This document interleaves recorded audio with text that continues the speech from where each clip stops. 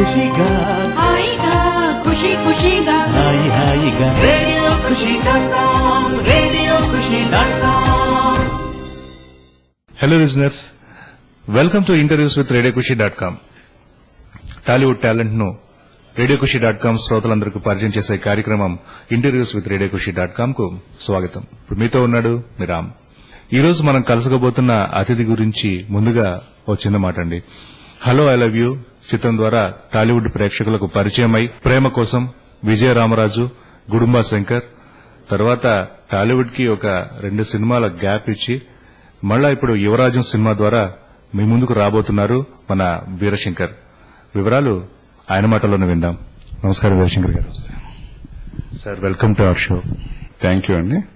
Sir చెప్పండి, అంటే Gudumba Shankar cinema తర్వాత చాలా గ్యాప్ తర్వాత ఒక అద్భుతమైనటువంటి ఒక ప్రయోగంతో యువరాజ్యం సినిమా ద్వారా తెలుగు ప్రేక్షకుల ముందుకు రాబోతున్నారు కదా.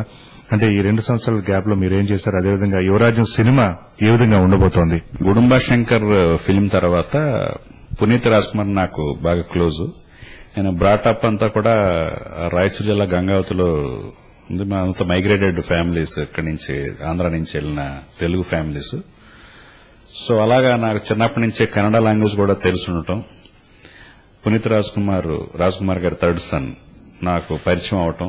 సో పునీత్ రాజ్ కుమార్ ఒకసారి మీలాంటి టెక్నీషియన్స్ కన్నడకు వచ్చి చేస్తే బాగుంటుంది సార్, మీకు కన్నడ వచ్చు కదా అంటే, సరే డెఫినెట్ గా నువ్వు కాల్ షీట్లు ఇస్తానంటే నేను చేస్తాను, నాకు కన్నడ తెలుగు అనేం లేదు, ఈ గుడుంబా శంకర్ తర్వాత చేస్తాను, చిన్న ఎమోషనల్ గా అనటం, తను ఇమ్మీడియట్ గా ఓకే చెప్పడం.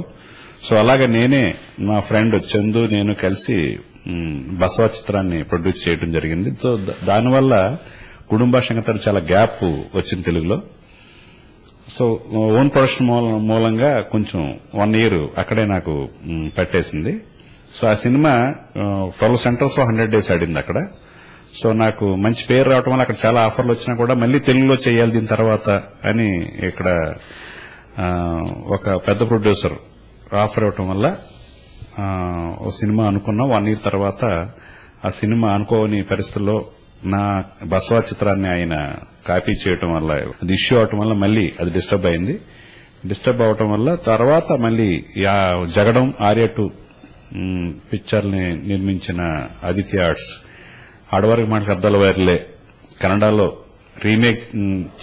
రీమేక్ చేయబోతూ నన్ను అడిగారు.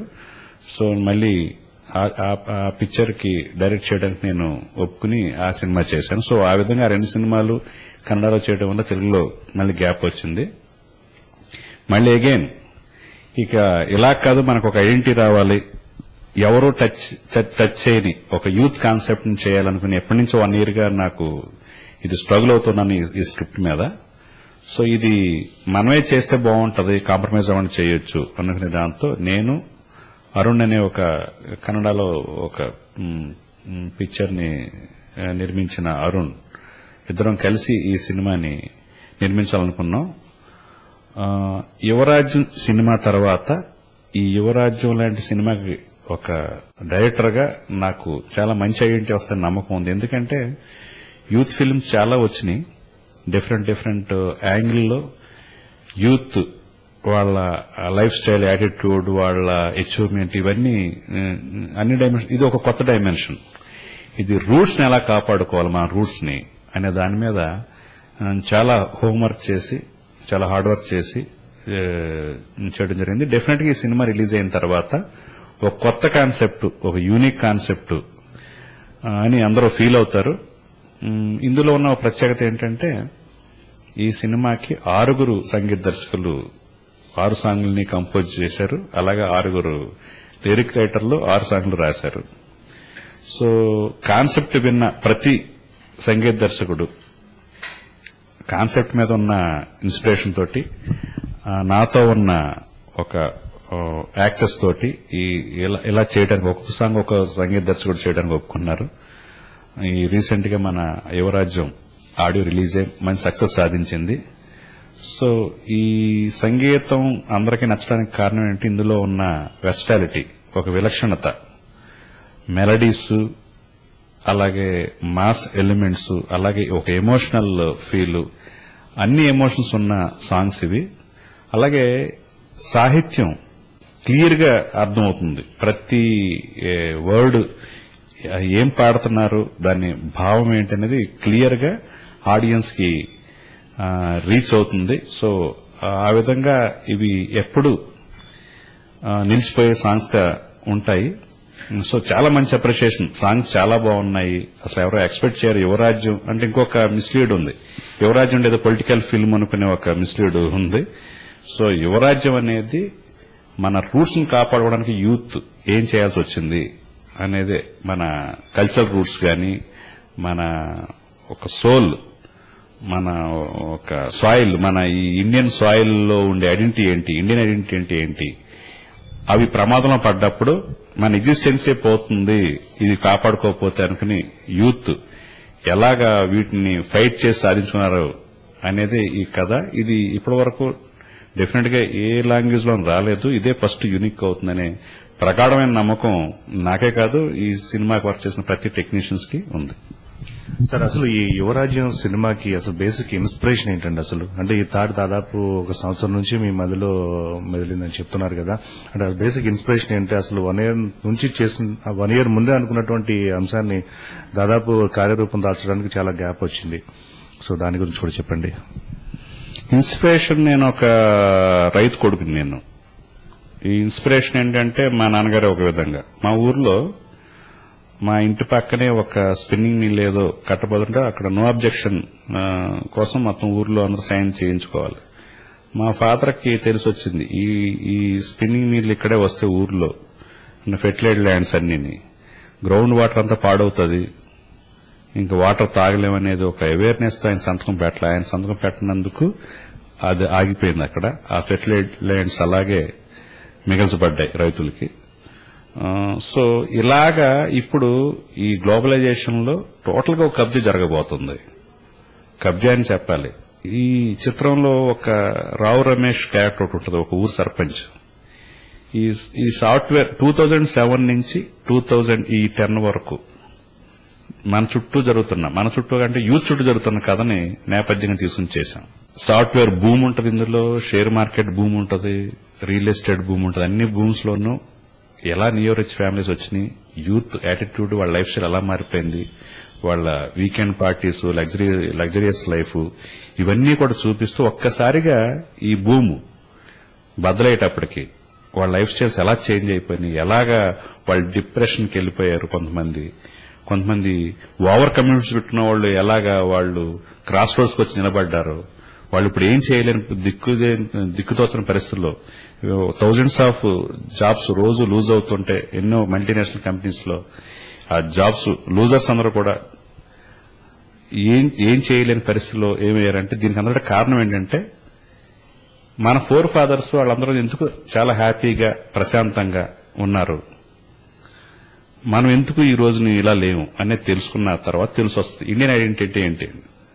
ఒక సాఫ్ట్వేర్ ఇంజనీర్ సూసైడ్ చేసుకుంటాడు. ఈ రావు రమేష్ సర్పంచ్ గా చేసిన క్యారెక్టర్ తమ్ముడు కూడా అతని రూమ్మేట్ అయి ఉంటాడు. సో అప్పుడు అతని తోటి చెప్పించాం కాన్సెప్ట్. ఎక్కడో ఏదో ఉద్యోగాలు పోతే అమెరికాలో ఉన్న వాళ్ళు వేరే దేశం ఉన్న వాళ్ళే భయపడాలి, కానీ మన దేశంలో కుర్రాళ్ళు మీరెందుకురా భయపడాలి? ఈ భూమి అన్నదే మొన్న వచ్చింది, నిన్న ఉబ్బింది, ఈ రోజు బద్దలైంది. కానీ భూమి అన్నది మొన్న ఉంది, నిన్న ఉంది, రేపు ఉంటుంది. అది లేకపోతే మనం లేము అని చెప్తాడు. చెప్పి తన తమ్ముడిని మనకేం తక్కువ రా, 5 ఎకరాల భూమి ఉంది, రా వచ్చే అవసరం చేసి గౌరవంగా నువ్వు నడిచిన దారిలో 10 మంది నడుస్తారు అని చెప్తాడు. ఇంచుమించు మా సినిమాలో చెప్పాలన్నది అదే. మన ఇండియన్ ఐడెంటిటీ అనేది కల్టివేషన్. ఆ కల్టివేషన్ ని ఎప్పుడైతే వదిలేశామో, ప్రతి వాళ్ళు ఒక ఆత్రంతో, ఒక అత్యాశలతోటి ఎప్పుడైతే వెళ్లిపోతున్నామో, ఎప్పుడైతే ఈ భూమిని, ఈ నియో రిచ్ అయిపోయిన వాళ్ళని చూసి మనం కంపేర్ చేసుకుని ఏం చేస్తున్నామో అప్పుడే డిస్టర్బ్ అవుతుంది. ఎప్పుడైతే ఈ సిస్టమ్ డిస్టర్బ్ అయిందో, ఈ భూమ్స్ అన్ని డమాలన్న తర్వాత ఒక తెలియని డిప్రెషన్కి వెళ్ళిపోయారు యూత్. అలాంటి యూత్ ని మోటివేట్ చేయడం కోసం ఈ సినిమాని చేయడం జరిగింది. వాళ్ళు నిలబడి ఏదైతే లాస్ట్ హోప్ అనేది సాయిల్ అనేది ఉంది ఇండియాలో, ఆ సాయిల్ కోసం మనం వెళ్ళొచ్చు. అదే ఊరు, అదే తాతో తండ్రో అన్నయ్యో మనల్ని మళ్ళీ హక్కును చేర్చుకుంటారు, మళ్ళీ మన విలేజ్, మన రూట్స్ ఎక్కడైతే ఉన్నాయో వాళ్ళందరూ కూడా మనల్ని రిసీవ్ చేసుకుంటారని అక్కడికి వెళ్ళినప్పుడు ఇప్పుడు ఈ గ్లోబలైజేషన్ లో భాగంగా ఆ సాయిల్ కూడా వాళ్ళకి దక్కనప్పుడు అక్కడ రెవల్యూషన్ వస్తుంది. అది ఎగ్జిస్టెన్స్ కోసం చూస్తుంది. రెవల్యూషన్ టోటల్ గా కల్చరల్ రూట్స్ మీద డిస్టర్బ్ అయిందని తెలుసుకుని వాళ్ళు మన ఫోర్ ఫాదర్స్ నుంచి మనం కాపాడకుండా వచ్చారు దీన్ని, మన కల్చర్ ని, ట్రెడిషన్స్ ని, సాయిల్ ని. సో మన జనరేషన్ దీన్ని కాపాడుకోకపోతే నెక్స్ట్ జనరేషన్ దీన్ని అందించలేం. వాళ్ళంతా అందించుకుంటూ వచ్చారు మనకి, మనం కూడా కాపాడి అందించాలి అనే ఒక రియాలిటీ తెలుసుకున్న తర్వాత వాళ్ళు ఎంత ఎక్స్టెంట్ కైనా దీన్ని కాపాడడం ఫైట్ చేస్తారో ఆ ఫైట్ లో వాళ్ళు అచీవ్ అవుతారు. ఇది డెఫినెట్ గా యూనిక్ సబ్జెక్ట్ ఎందుకు చెప్తున్నాను, ఎందుకంటే ఈ కాన్సెప్ట్ తో ఈ యాంగిల్లో యూత్ రెవల్యూషన్ అనేది ఇప్పుడు దాకా దేనికి రాలేదు. ఒక పొలిటికల్ గా యూత్ ఎందుకు పాలిటిక్స్ లో రాకూడదు, వాళ్ళకి రాకూడదు అని ఒక యాంగిల్ వచ్చింది. లేకపోతే చదువుల మీద, రిజర్వేషన్స్ మీద, వాటి మీద మీ చదువులు మాకొద్దు లాంటి ఇలాంటి సినిమాలు వచ్చినాయి. కానీ ఒక ఇండియన్ ఐడెంటిటీ మీద, ఒక మన కల్చర్ రూట్స్ మీద డిస్టర్బ్ అయినప్పుడు యూత్ ఎలా తిరగబడ్డారు, ఎలా ఫైట్ చేసి దాన్ని సాధించుకున్నారు అనేది మాత్రం మాది యూనిక్ సబ్జెక్ట్ అని చెప్పొచ్చు. చాలా బాగుందండి. అదేవిధంగా కాస్టింగ్ గురించి కూడా చెప్పండి. సో ఇలాంటి సబ్జెక్ట్ కి ఫ్రెషర్స్ చాలా హెల్ప్ అవుతారు, ఎందుకంటే ఆ క్యారెక్టర్లుగా చూస్తారు వాళ్ళని ఫ్రెషర్స్. అందుకని చెప్పి ఇందులో ఉన్న లీడ్ క్యారెక్టర్ రెండింటిని కొత్త వాళ్ళతో చేయాలంటే ఆడిషన్ చేసాం. ఒక 50 మంది 100 మంది దాకా చూసుంటాం మేము. 50 మందిలో మన అరవింద్ అనే ఒక అబ్బాయిని, రాజ్ కళ్యాణ్ ఒక అబ్బాయిని, ఇద్దరిని ఈ పిక్చర్ లో ఇంట్రొడ్యూస్ చేస్తున్నాం. అలాగే ఒక బిల్డర్ ఉంటాడు. ఆ బిల్డర్ ఆడ ఎంజాయ్మెంట్ అయ్యి ఒక కామిక్ గా అది న్యాయం చేయాలనుకున్నప్పుడు వినాయకుడు ఫేమ్ కృష్ణుడిని అడగడం జరిగింది. అతను ఇన్స్పైర్ అయ్యే క్యారెక్టర్, అతను బిజీగా ఉన్న టైంలో కూడా ఈ సినిమా మంచి క్యారెక్టర్ అంటే చేయాలని చెప్పి చేశాడు. అలాగే ఎన్నో సినిమాల్లో హీరోగా చేసిన వెంకట్ ఒక నెగిటివ్ షేడ్ ఉన్నది ఫస్ట్. ఆ నెగిటివ్ షేడ్ ఉన్న దాన్ని ఈ క్యారెక్టర్ నచ్చడం వల్ల అతను కూడా చాలా ఆఫర్లు వచ్చాయి కూడా విలన్ గా చేయకుండా ఈ క్యారెక్టర్ నచ్చడం వల్ల ఇందులో చేశాడు. సో సపోర్టింగ్ క్యారెక్టర్స్ అంటే ఇంకా రెగ్యులర్ గా కృష్ణ భగవాన్, వేణుమాధవ్, ఎంఎస్ నారాయణ, శ్రీనివాస్ రెడ్డి లాంటి వాళ్ళు ఉండగా, బట్ 60% ఫ్రెషర్స్ ఉంటారు ఇందులో. అలాగే హీరోయిన్స్ రచన మల్హోత్రా, ఇదే ఫస్ట్ ఫిల్మ్. వాళ్ళ ఫాదర్ నరేష్ మల్హోత్రా హిందీలో ఫిల్మ్ డైరెక్టర్, ఏ దిల్లగి, అచానక్ అలాంటి సినిమాలు చేశారు. రూపా కౌర్ అంతకుముందు ఒక చిత్రం 2 చిత్రాల్లో చేసింది. అమ్మాయి కూడా ఇంచుమించు ఫ్రెషర్ లాగానే, థర్డ్ ఫిల్మ్ ఇది అమ్మాయికి. ఇంకా మిగతా కాస్టింగ్ ఈ ఫ్రెషర్స్ ని తీసుకోవడం వల్ల కూడా ఆ క్యారెక్టర్ లాగా రిజిస్టర్ అవ్వాలి అనే దానికోసమే 60% ఇందులో ఫ్రెషర్సే ఉంటారు, 40% ఓల్డ్ ఆర్టిస్టులు ఉంటారు. సో దాదాపు అందరూ కొత్త వాళ్లతో ఈ చిత్రాన్ని కాస్త వైవిధ్యంగా నిర్మించడం జరిగింది. అదేవిధంగా ఈ కథ, స్క్రీన్ ప్లే, డైలాగ్స్ వీటి గురించి కూడా చెప్పండి. కథ ఈ స్టోరీ కన్సీవ్ చేసింది నేనే, ఇక స్క్రీన్ ప్లే కూడా నేనే చేసుకున్నాను. డైలాగ్స్ విషయానికి వస్తే ఈ పిక్చర్ లో రామస్వామి, వికర్ణ అనే ఇద్దరు డైలాగ్స్ రాశారు. ఇంకా టెక్నీషియన్స్ గా ముజీర్, చోటకైన అసిస్టెంట్ ని ఈ సినిమా ద్వారా సినిమాటోగ్రాఫర్ గా పరిచయం చేస్తున్నాం.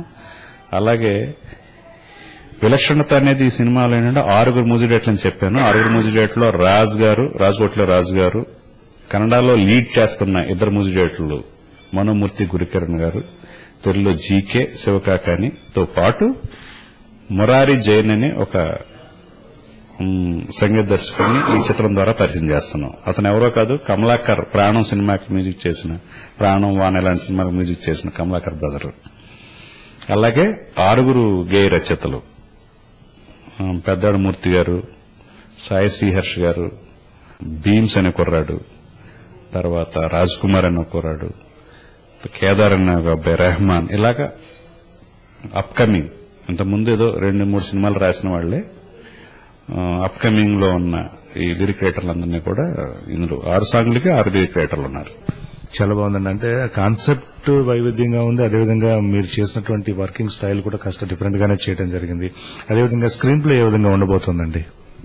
స్క్రీన్ ప్లే అనేదండి నాకు పర్సనల్ గా మనం చెప్పుకునే ఆర్ట్ ఫిలిం, ఆఫ్బీట్ ఫిలిం కి, కమర్షియల్ ఫిలిం కి ఉన్న ఆ థిన్ లైన్ ని బాలచంద్ర గారు, విశ్వనాథ్ గారు, మండతం ఎప్పుడో చెరిపేశారు. చెరిపేసిన తర్వాత కూడా కేవలం అవార్డులు వస్తాయనే దాంతో ఈ టైమింగ్ తీరినో ఫిక్స్ అయిపోయినో కొంతమంది తీస్తూ ఉంటారు. Art films, off beat films, మంచి కాన్సెప్ట్స్, అది ఇంటలెక్చువల్ గా అర్థమయ్యే కాన్సెప్ట్తో చేస్తారు. నాకు పర్సనల్ గా ఆ టైమింగ్ నాకు నచ్చదు. ఎందుకు నాకు నచ్చదంటే నేను చూసి ఇన్స్పైర్ అవ్వచ్చు వాటిని.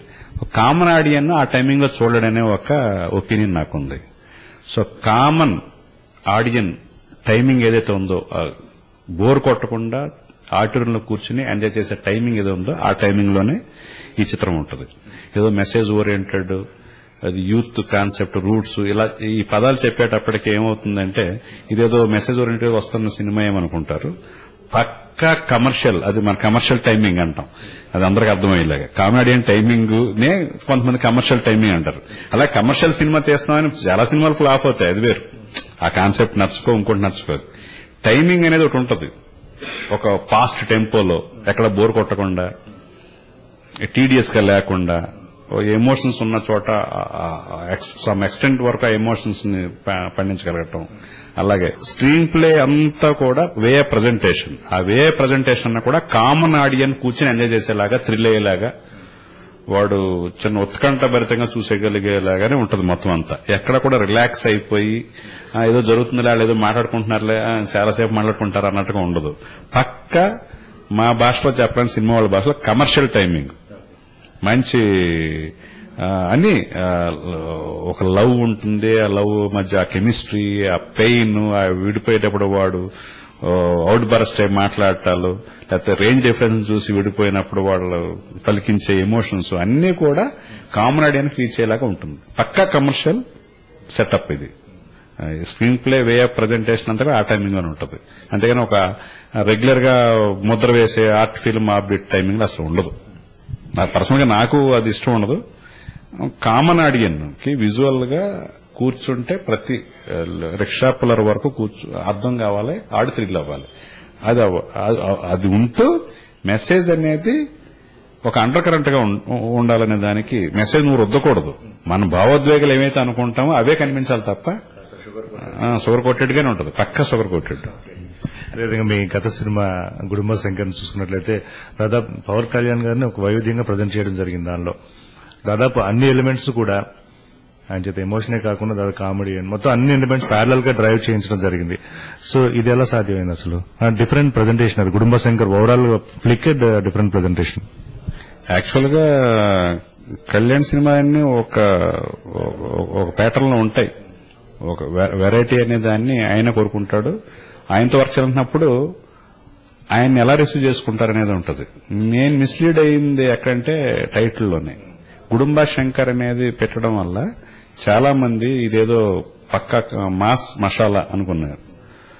మాస్ మసాలా అంటే ఒక హీరోయిక్, ఒక భాషా లెవెల్లో ఉంటదేమో గుడుంబ శంకర్ అంటే లెవెల్ ఊహించుకోవటం వల్ల ఫస్ట్ వీక్ ఫ్యాన్స్ డిసప్పాయింట్ అయ్యారు. ఫ్యాన్స్ డిసప్పాయింట్ వల్ల కొంచెం నెగిటివ్ టాక్ వచ్చింది.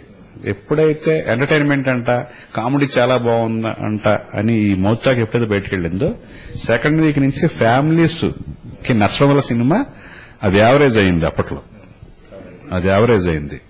సో నాకు డైరెక్టర్ గా రావాల్సినంత మైలేజ్ నాకేం ఉపయోగపడలేదు ఆ సినిమా గుడుంబ శంకర్. అది ఫస్ట్ వీక్ వచ్చిన బ్యాడ్ టాక్ వల్ల.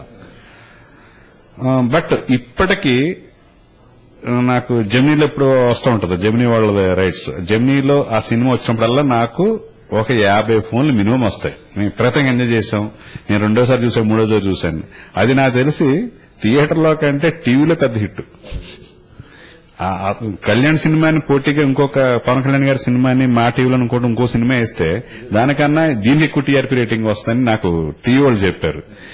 అంటే మేము ఆ గుడుంబ శంకర్ టైటిల్ అనే దాన్ని కొంత మైనస్ అయింది మాకు.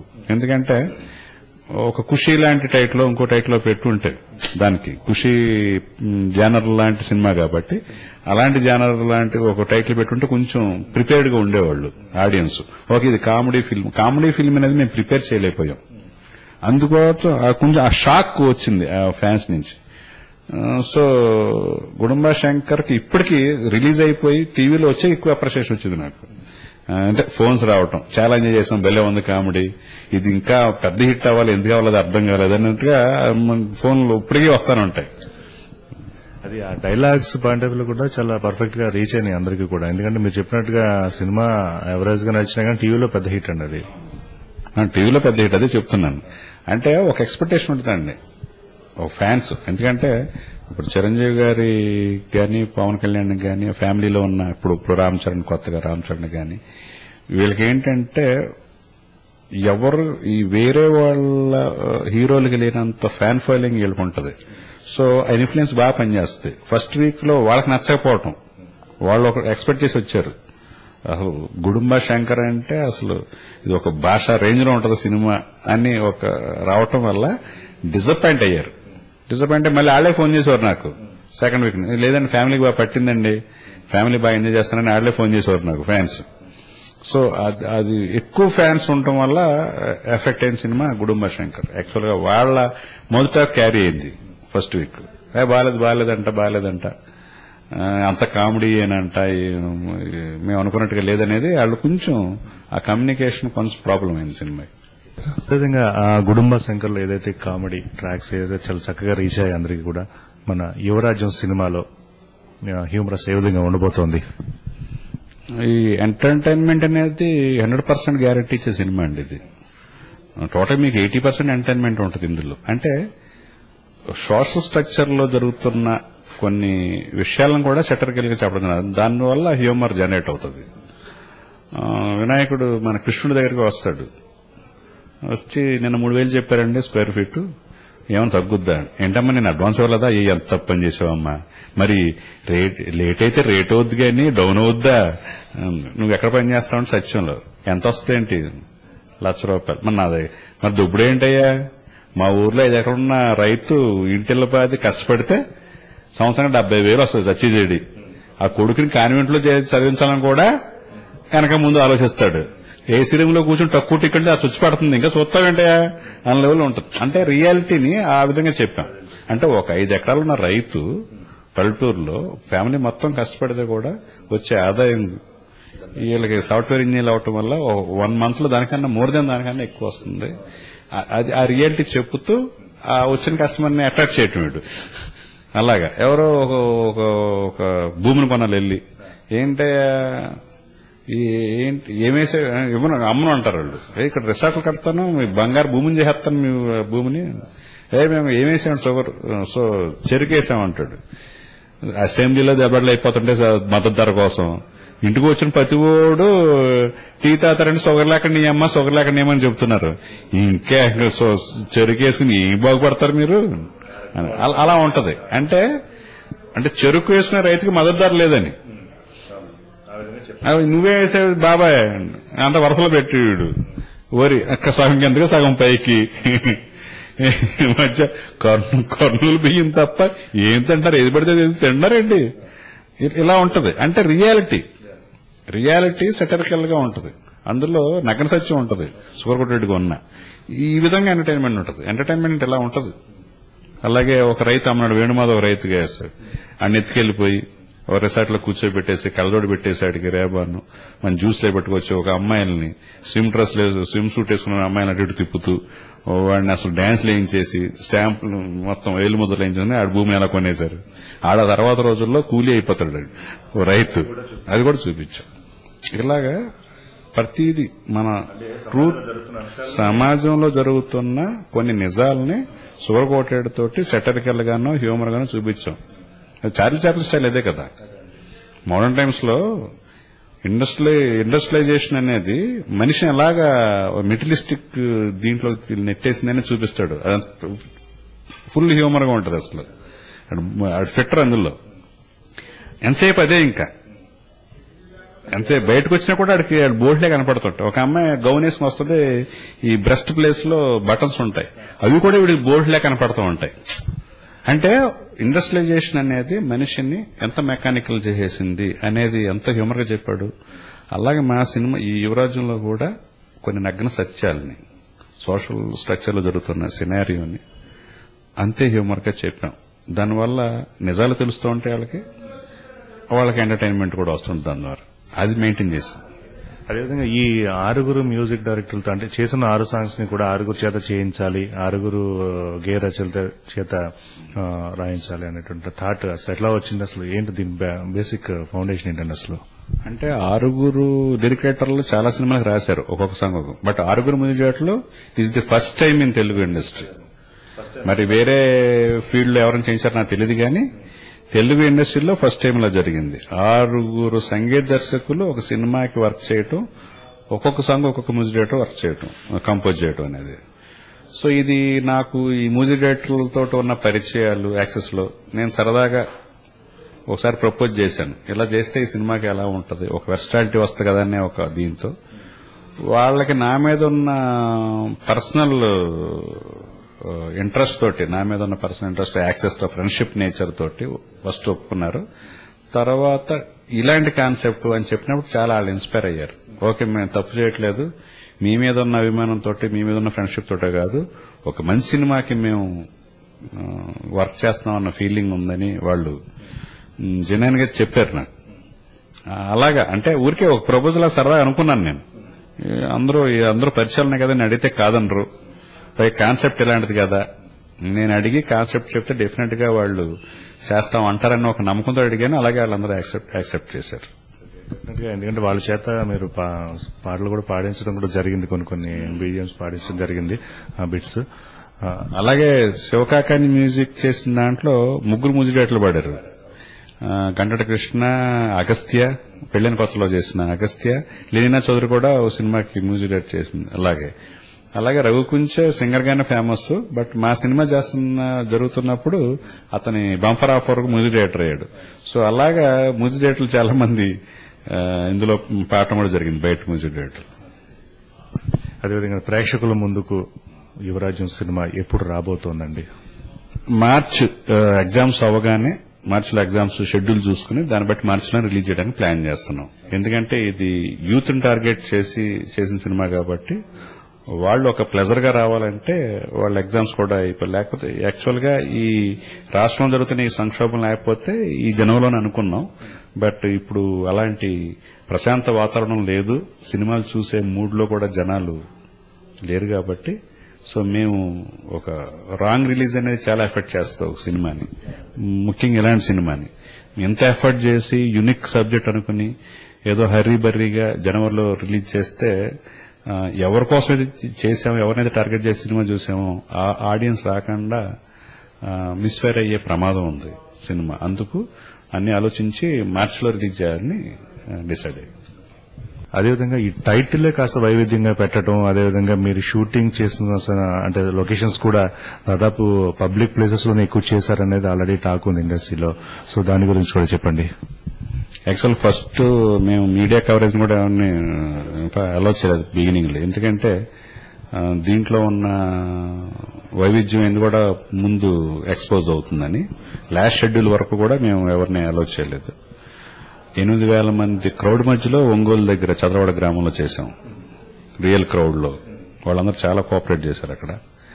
అలాగే విజయవాడలో నిమ్రా కాలేజు, నాగార్జున యూనివర్సిటీ, కేఎల్సి, అలాగే కేబిఎన్ కాలేజీలో థౌజండ్స్ ఆఫ్ స్టూడెంట్స్ మధ్యలో ఒక క్లైమాక్స్ సంబంధించిన ఒక సాంగ్ ని షూట్ చేశాం.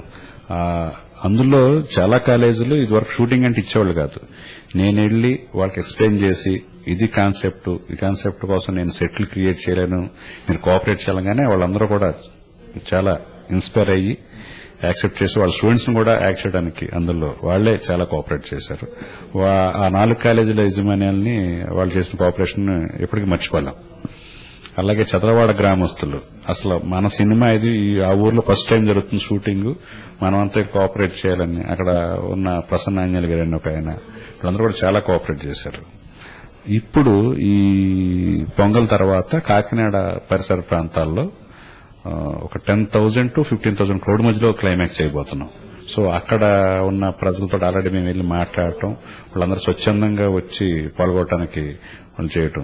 ఇందులో సంతోషించాల్సిన విషయం ఏంటంటే ఈ సబ్జెక్ట్ సంబంధించి స్టూడెంట్స్ అనేవాళ్లు యూనివర్సిటీ నుంచి బయటకు వస్తే సమాజంలో అనేకమైన మార్పులు వస్తాయి అనుకునే కాన్సెప్ట్ స్టార్ట్ చేసింది నిజమైందని ఒక సంతోషం ఉంది.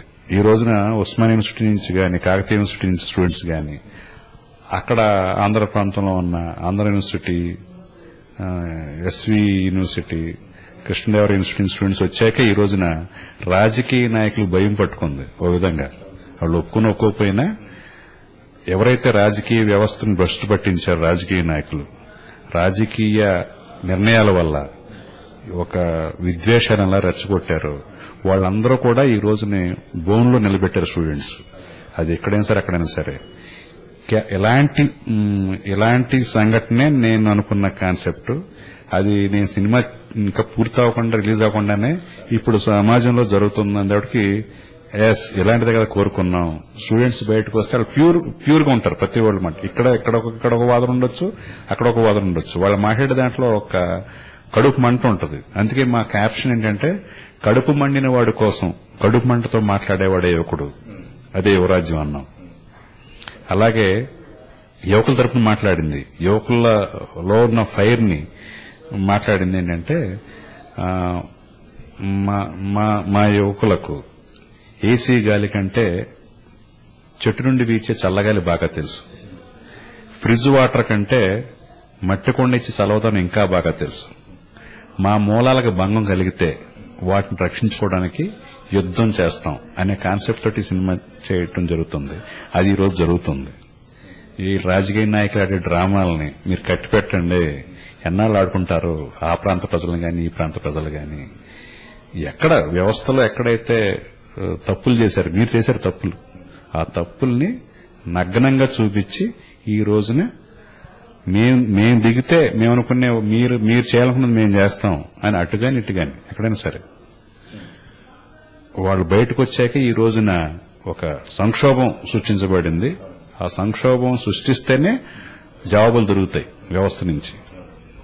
సో ఈ క్షణం నుంచి రాజకీయ నాయకులు అనేవాళ్లు వాళ్ళ స్వలాభాల కోసం చూసుకోకుండా ప్రజలను ప్రేమించి ప్రజల అవసరాల కోసం ఏం చేయాలి, ప్రజల సంక్షేమం కోసం అయినా చేయాలి, ఒక విజన్ అనేది ఉన్నవాళ్లే ఈ రోజున రాజకీయ నాయకులుగా మనగలుగుతారు భవిష్యత్తులో. ఇది ఒక గుణపాఠం రాజకీయ నాయకులకి ఇప్పుడు జరుగుతున్న ఆంధ్రలో. సో ఇక్కడ గాని ఆన్సర్స్ దొరికితే మొత్తం ఆంధ్రప్రదేశ్ ఉన్న స్టూడెంట్స్, మొత్తం ఈ భారతదేశంలో స్టూడెంట్స్ అందరికీ ఇన్స్పిరేషన్ అవుతారు. సో అలాంటి కాన్సెప్ట్ ని అనుకున్నది చేస్తా ఉన్నా, మధ్యలో ఇది రావటం వల్ల నేను చాలా సంతోషపడ్డాను.